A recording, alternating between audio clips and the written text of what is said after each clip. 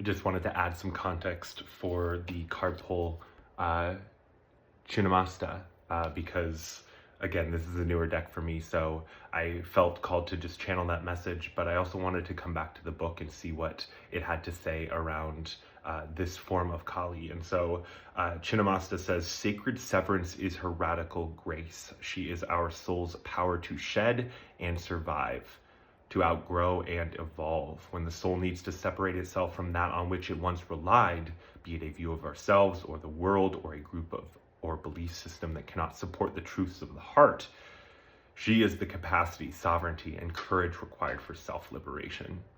Systems of oppression within your mind and your world will be overcome. You have the power to sever your attachment to the past and focus on inner regeneration and reorientation, healing into a path that is worthy of your heart."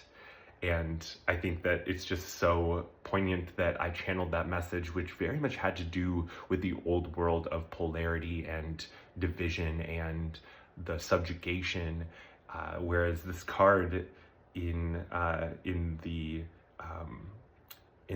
mythology and the lore of Kali is about self decapitation, I guess, separating yourself from that which is no longer serving you.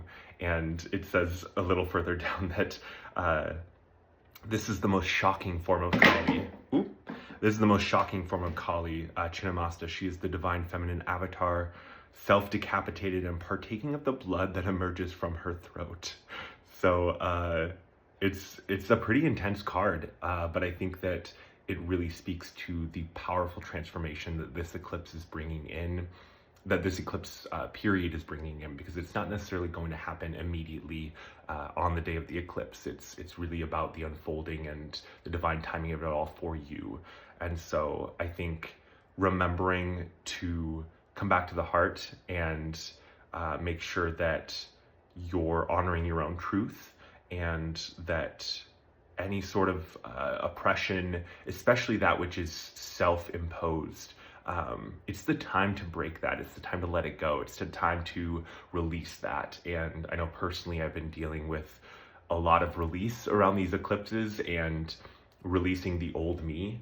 And I think that I'll share a little bit about my process with that too on another short, but I wanted to bring this in as well, because I think that we are being called as a collective to move on, to shake it off, to release it, and that's powerful. So hope you're doing well.